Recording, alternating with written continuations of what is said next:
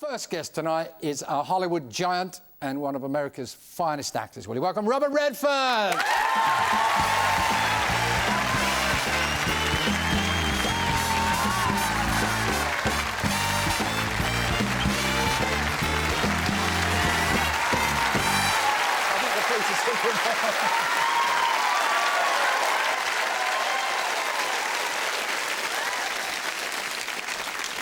Well, I don't have to say it. Nice to have you here.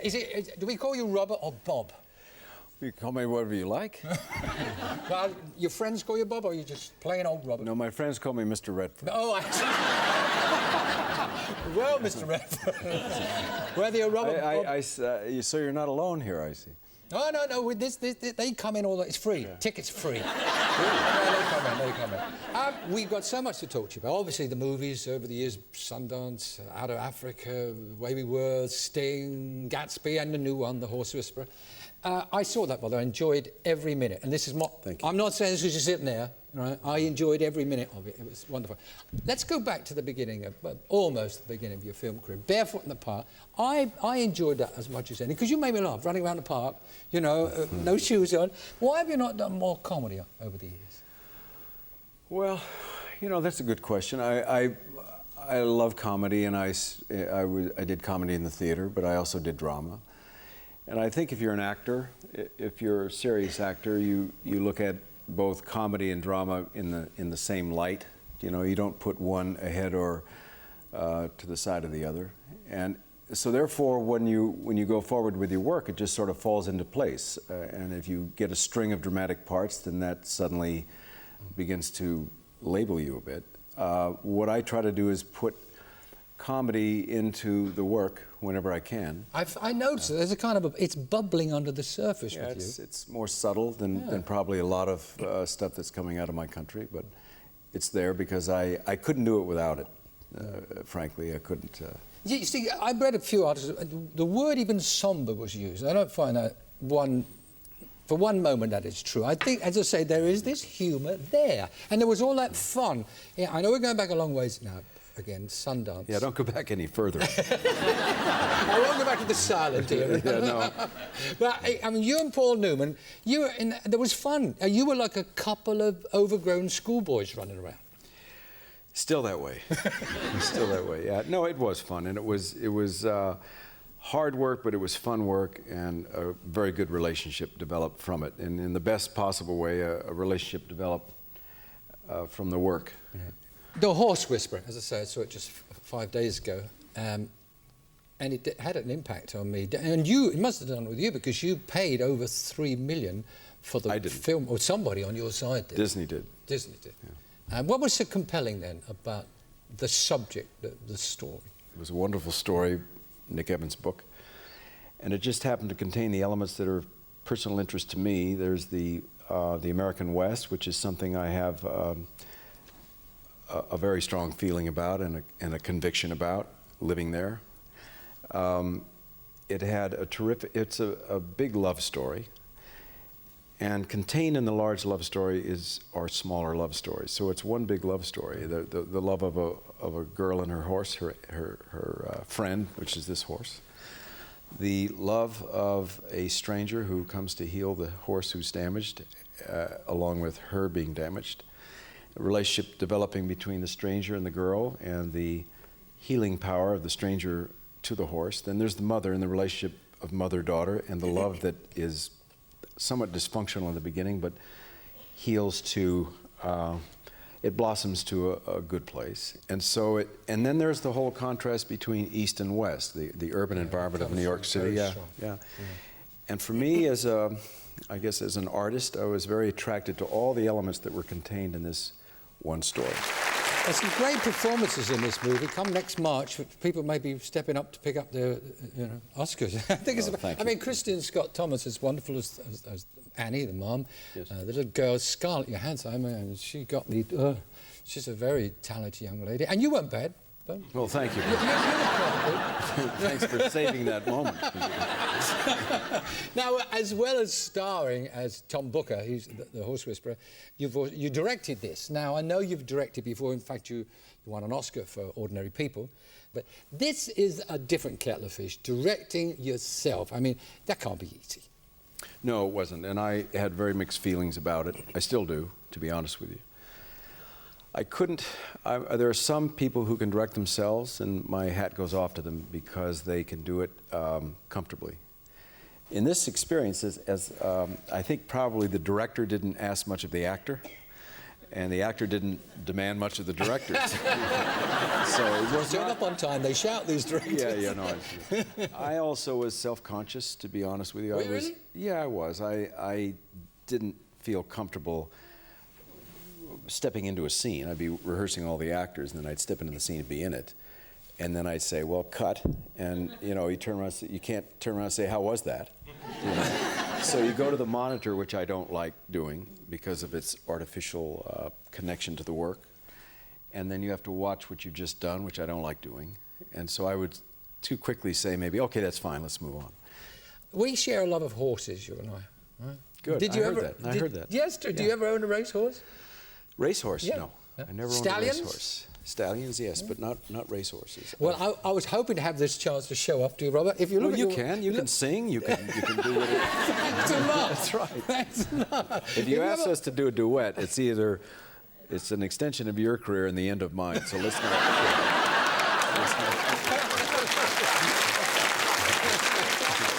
If you have a look, here's a picture of me and my stallion. He's down in the Hunter Valley in Australia. And just prior to that, about 5 minutes beforehand, he'd broken my left hand. He broke a finger. Oh, really? And fractured two, you know, rearing up. And I was stupid enough to get my hand in the way of his hooves. What do you have there? You have thoroughbred? A thoroughbred. He's called called Great Lover. I like the name. He's 32 now. He's on Viagra at the moment. He hasn't got as many mares visiting. But there's this thing about horses, isn't there? I mean, it's yes. It's just you can't explain it to someone. You can't say I love horses. I try to in the film because I feel the same way you do, and I feel that there's something, of course, special about animals, and the relationship between human and beast is endlessly fascinating, and I think always in an odd way important. Unlike, say, Jack Nicholson, you've never had this image of Hellraiser. But reading about you, I did a bit of homework on you, young Redford. How far back did you go? I went back quite a way. Yeah. You've had your moments along the way. Yeah. I mean, is that right? You used to climb flagpoles naked for $1? Yeah. Hold on, woman's gone very strange. Well, the price index was different in those days. Did you actually do that? Yeah, I did. Yeah. Well, we've got a flagpole outside as you leave. We won't film it. I don't go for less than $1 million now. Talking about $1 million, what about Indecent Proposal? The one film I think I saw that I thought had a chink in the story. Because a lot of these women couldn't buy it. You had to pay $1 million. Yeah, no, I know. I mean, Robert Redford, I don't think so. It was just a great part. It was a fun part, and a lot of people have asked me, why'd you do that film? And I said, why not? It's a wonderful part. I mean, it's a great part and fun to do. And I was also doing A River Runs Through It at that time, editing that film. I have no regrets about doing it. I mean, whether you like the movie or like the story or not, I looked at it purely from the standpoint of a fun acting role. Yeah. Another article I read said that the younger Redford dropped out of college because of his wild life. What wild life would that be, Robert? Well, it wasn't booze or anything, was it? Yeah, it was that, and it was just about everything. I was just not meant for school. I was not meant for that kind of school. Well, you were studying art, and then you went off to Europe, bummed around Europe for a while. Yeah. I'm a romantic. I mean, you were skin. Tell me, Robert, that it was Paris in the spring, nubile artist models, a little studio, a jambon baguette, and a litre of Vin Ordinaire. Tell me it was that. Oh God, well, I wish I could. Maybe today, but not then. Was it rough? Oh yeah, I mean, the French. What do you remember those days that you could tell us about? The French don't like being. The French like being the boss, and when I went there, I had this totally naive idea about what Paris would be like because I'd seen an American in Paris, And I thought I could just sort of dance my way into the hearts of the French. And instead, I encountered some pretty rude behavior, and I didn't understand it, and no attempt to help me with the language. And then I had to open my eyes to certain realities that I had not been exposed to, which was the politics. You know, what are the politics of my country as it's seen from this distance rather than inside? And that was an eye-opener that I'm forever grateful for, because it forced me into a new place of looking at things with a more objective view. And so I'm, in an odd way, grateful that that rough behavior that I got in France. I had no money. I had to live by resources that had not been really developed yet, you know. And so all that was part of the adventure of living and growing. So I have a very fond memory of the whole thing, but it was tough. No romance? No, nobody was welcoming me into their living rooms or anything like that. Well, in films, you've had many romantic scenes with some of the world's most glamorous women, locked in a clinch for hours on end with the likes of Michelle Pfeiffer. Now, I've spoken to actors before about this, and they fobbed me off with, it's just a job, Des. It's just another day at the office. Now, Robert, Bob, man to man. Are you getting as nervous as I am? But I mean, those scenes, you don't say, oh God, another 5 hours kissing Michelle Pfeiffer. I mean, you look forward to it, or you just say, it is just the job. It's all of the above. It is a job, and for anybody who's interested, all you have to do is be on the set filming those scenes, and you realize why I would say that. And it does get tedious. I mean, it does, you know, take after take after take. Imagine you, I don't know what your personal life is like, but whatever goes on in your personal life, just imagine doing 25 takes of it, you know.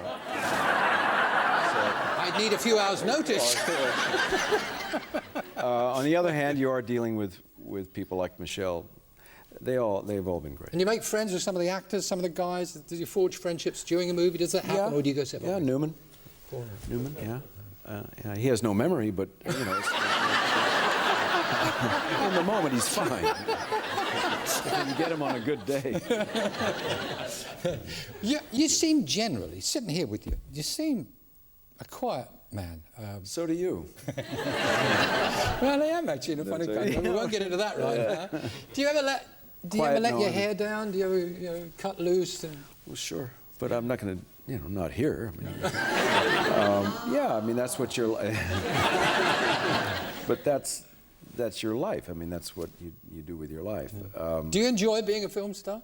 Silly question, but do you enjoy being? I enjoy acting. I enjoy acting. Being a film star, that has. I meant carrying the mantle of being, you know, the image and everything.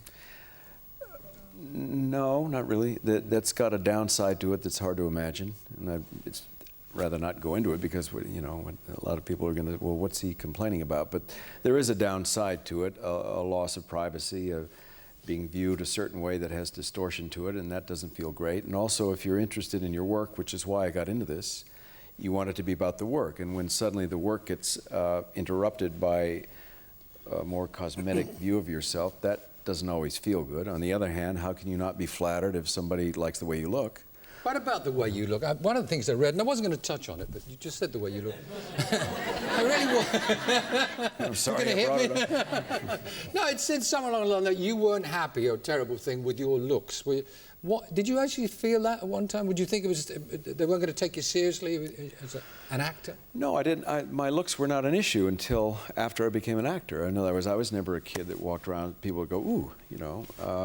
No, I was kind of a goofy-looking kid. That never came into my life until after I became an actor. And by that time, I was already an actor, and I entered the profession by way of craft, not personality. You seem to have this affinity with mountains. You live amongst them, you ski down them, you climb up them. I mean, you tried a few years back to climb Mount Everest, didn't you?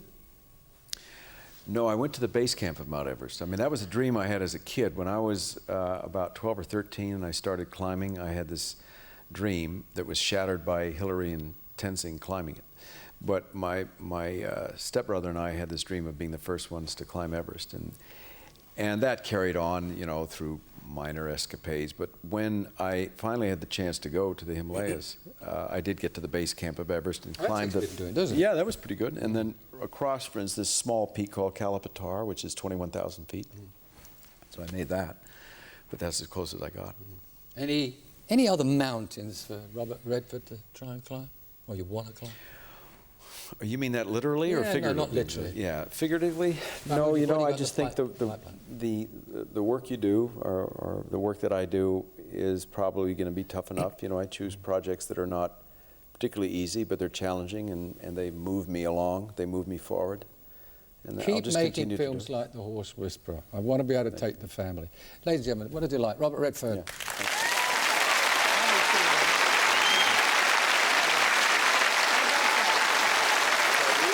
Now you stay on.